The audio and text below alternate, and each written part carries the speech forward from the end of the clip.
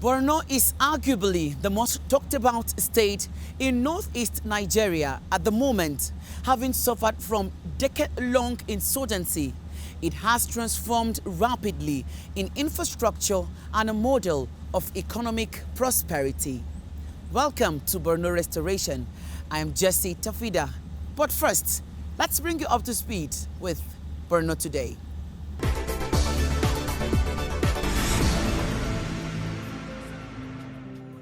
More than 70% of infants in Nigeria are denied the right to breastfeeding in their formative years. That's according to the World Health Organization, just as the federal government claims that about 80,000 child deaths are prevented annually through exclusive breastfeeding. Coming down to Borno State, 3 out of 4 infants are delivered at home. But the state government is concerned about the culture of giving birth at home.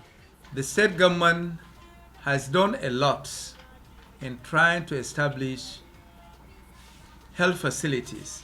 Government through her agencies, particularly the State Primary Healthcare Development Agency, that they have an outlet of educating the populace in ensuring that they avail themselves in healthcare facilities. Another issue of concern to the authorities is how well do breastfeeding mothers in IDP camps know about exclusive breastfeeding.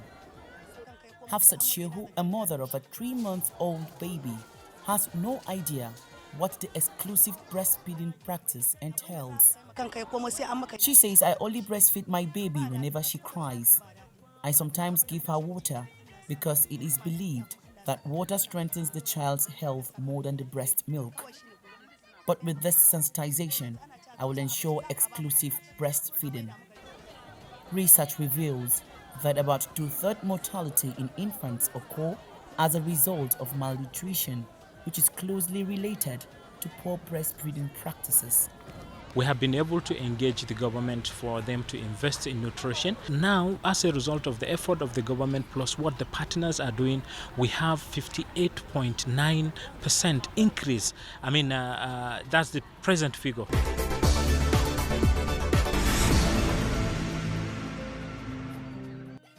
For over a decade, education for girls in the northern part of Nigeria has been impeded by continuous attacks from the Boko Haram insurgency. The Chibok and Dapchi school girls' abductions are clear examples of the several threats to girl child education the region has been subjected to. As a result, many parents are afraid to send their wards to school. The United Nations International Children's Fund attributes the tendency for more girls being out of school to poverty, low perception of the value of education for girls, and early marriages. But these stakeholders, comprising of community and traditional leaders, head of schools and officials from the education sector, are here to advocate for more enrollment of girls into school. Over the years, it has been noted from statistics that there is a huge gap. So our call is for all stakeholders to get involved.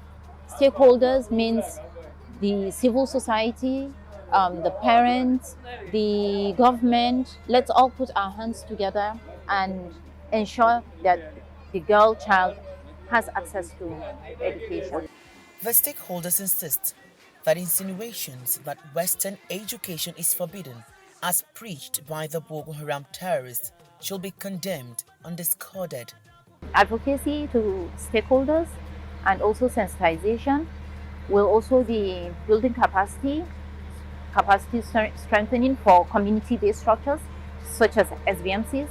Will also create safe space for girls. When they say mapping, is to identify the areas in which the functions of this organization is going to be carried out.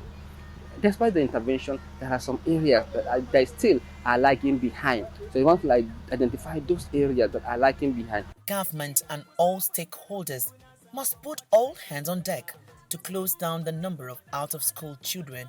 especially girls, and to give them a better future.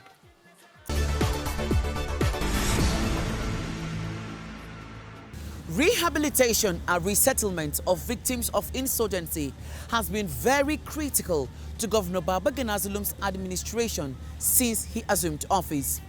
He has continued to intensify efforts at closing IDP camps in the state and restoring hope in the face of adversity. Let's take this report.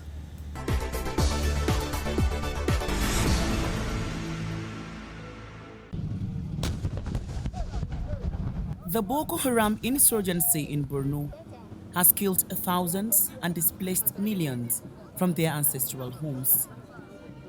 Borno citizens abandoned their places of abode in search for safety during the peak of insurgency and found themselves in camp. From 2012 to date, many IDPs spent most of their lives in camps across the state.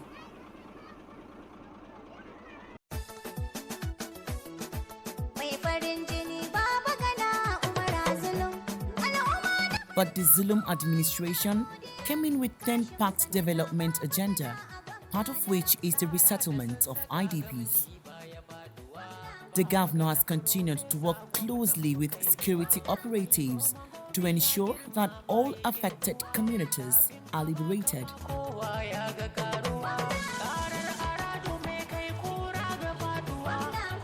Now that peace is returned to most areas, the state government is closing internally displaced persons camp in Maiduguri to fast-track its resettlement drive. Governor Babagana Zulum argues that the IDP camp was becoming a permanent culture and making some citizens become totally reliant on aid, which is not sustainable. Hence the decision to encourage safe and dignified resettlement with livelihood support.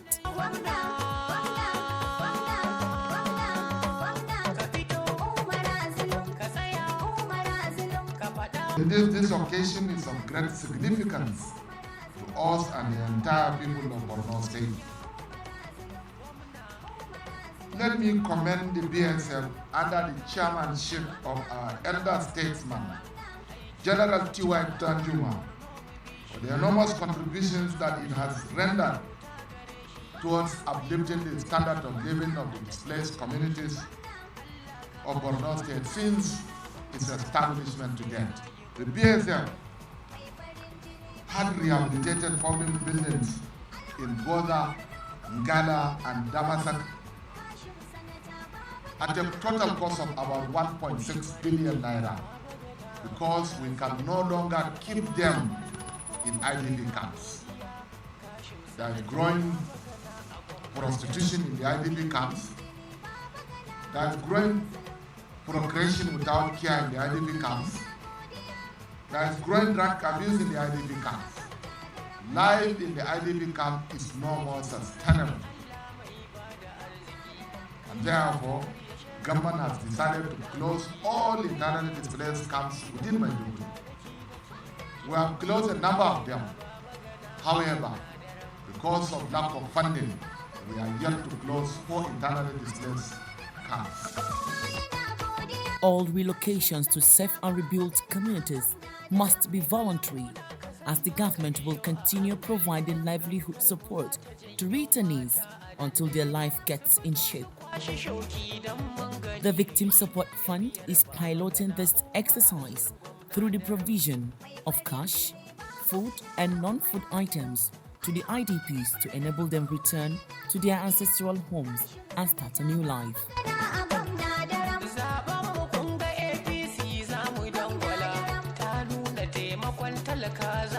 With the realization that the government itself cannot do it on its own.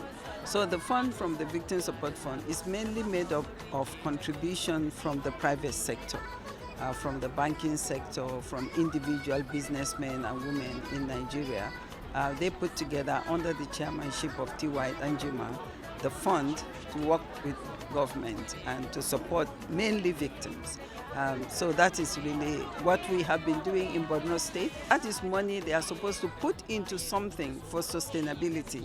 Rather than be waiting for food to be given to them, people should go back and start their means of livelihood, whether it's farming, whether it's trading. That particular money, we are giving them in 2 phases, which means we are giving them a 50% now as they go back. And then as they settle down, we are also working with them in the choice of the businesses or the activities that they want to do. And we are monitoring and supporting them in the activity itself. So the Victim Support Fund will be taking monthly monetary trips to those communities, to those local government areas, led by our Maiduguri-based office, to make sure that people are having the support that they need in those areas. So we specifically are ensuring that the money goes into something for sustainability. And then the second component is they need basic things. So rather than use the money to now start setting themselves up, we've made sure they have adequate amount of food item for every family. We've made sure that they have all the household utensils that they need to get settled. They have their beddings, their mattresses, their blankets. So every one of them, as you take them back, can live and survive for the next couple of months without really depending on government. Within that time, we will make sure that they are doing something that is bringing income to sustain them. For most IDPs who have yearned to be resettled after spending years in camp, it's a wish come true. She says, I won't wish for any soul to experience life in camp. I cannot explain all that has happened, but life in camp is miserable. No privacy, no freedom, and no joy. But now that we are going back, I have hope that things will never be the same again. In preparation to leave the camp, IDPs dismantle their tents one after another and load their property into vehicles that will convey them to their communities.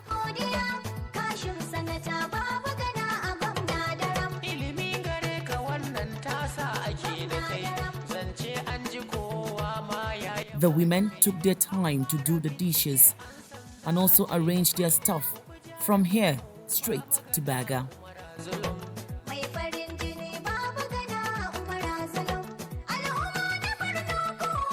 Children of the camp are not being left behind and have also packed their luggage in preparation to bid the camp goodbye.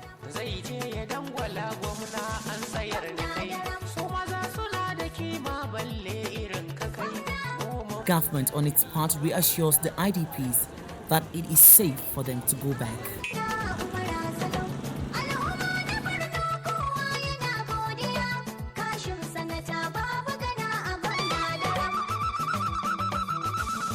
No doubt that this effort by the Zulum administration is a renewed hope for people who have suffered 12 years insurgency. I had a chat with the Commissioner for Local Government and Emirate Affairs, Sugun Maimeli, about governance and economic development in the state. Take a listen.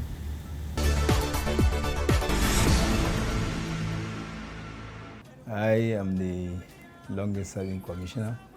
I worked with the former executive governor of Borno State, Senator Kashim Shettima, who is presently the vice presidential candidate of our party. I worked with him as commissioner for the 8 years that he served Borno. And now in 2019, when Babagana Zulum emerged as the governor, he still appointed me as honorable commissioner. With Babagana Zulum Prop, we were in a very serious challenges of developing Borno when he was commissioner of RRR. I could recall he was very bitter in resettling back the IDPs.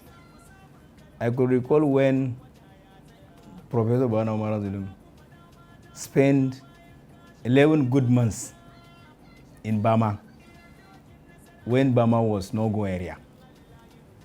He completely relocated to Bama. He rebuilt about 11,000 houses in Bama. When he was the commissioner of Triple R, he insisted that he has to see the relocation of Bama, or else he put up his resignation as commissioner of Triple R.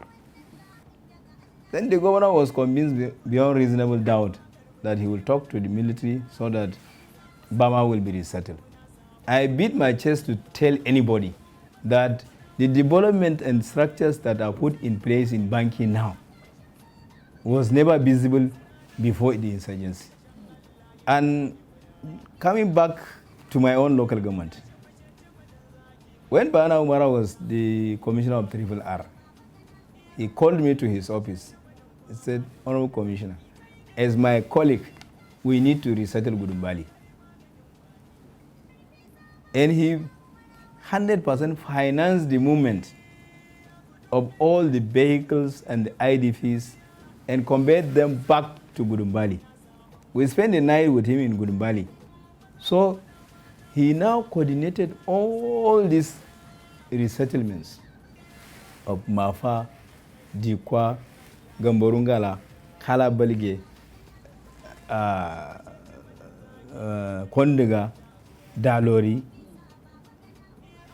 Damasak, Gubio, to some extent Gajiram, Monguno.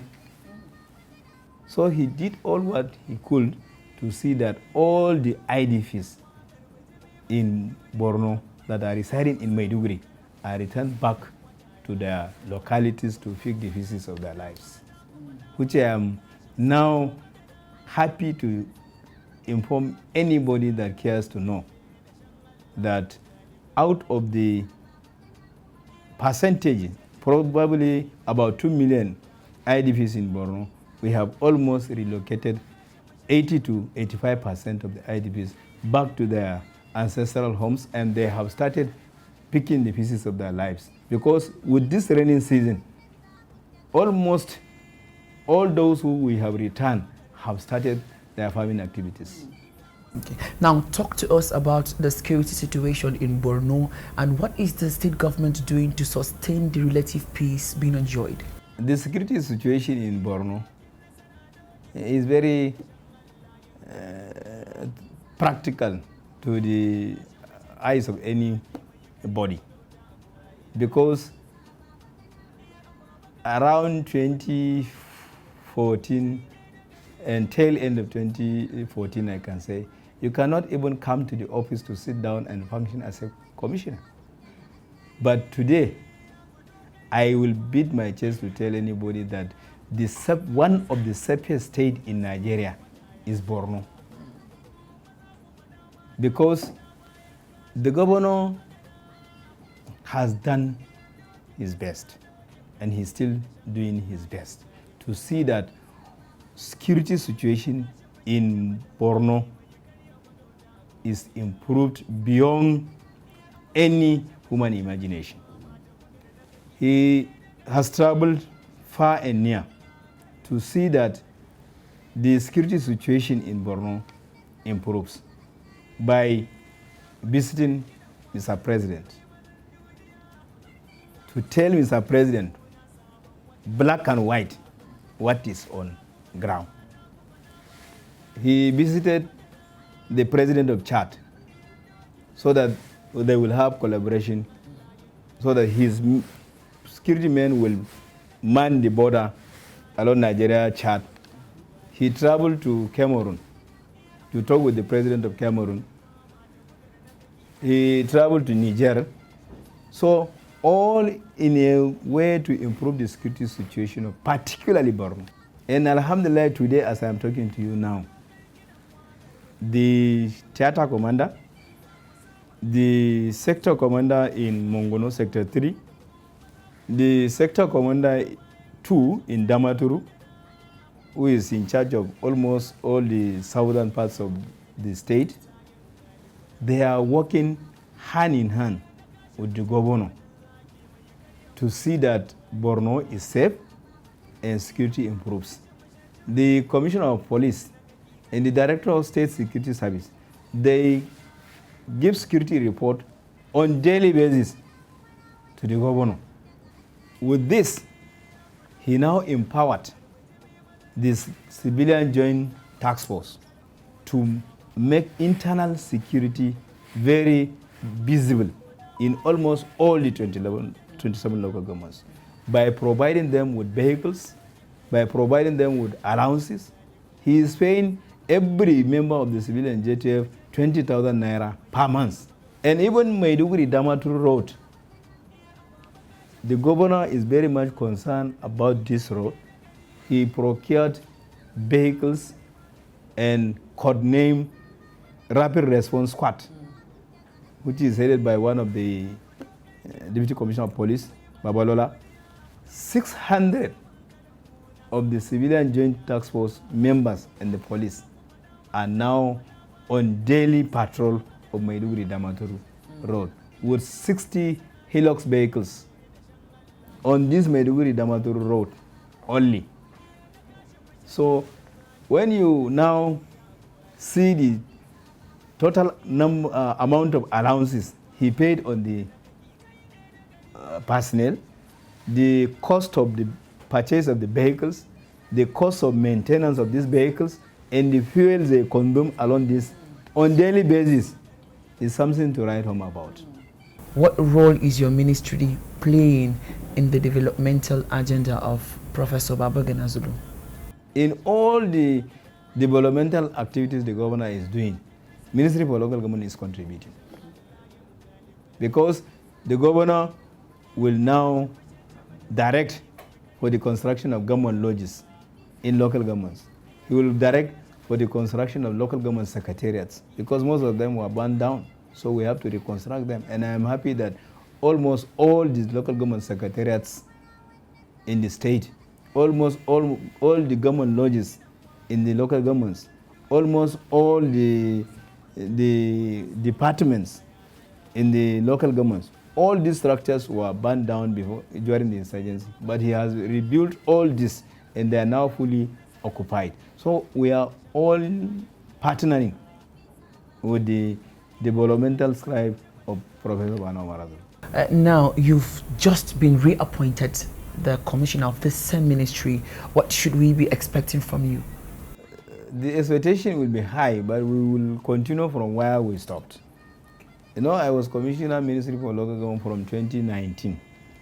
When we were dissolved, then after some months, I was reappointed and posted to Commissioner for Local Government, same ministry. So I will continue from where I stopped. Finally, what message do you have for the good people of Borno State? My message to the good people of Borno State is for us to exercise at least some degree of patience in the state, because the developmental strive that the governor is doing, he has bulldozed it, and now we have financial challenges because of the Russia-Ukraine war. So that is my appeal. And also my appeal is, we are now in a political era, and almost all the primary elections for producing candidates has already been concluded.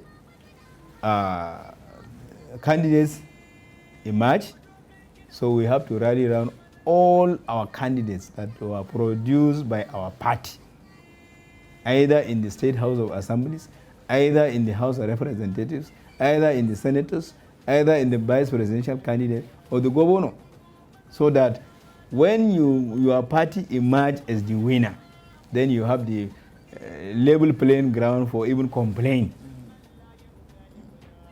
So they should also come out in mass to vote for the party, particularly this time that we produce the vice presidential candidate.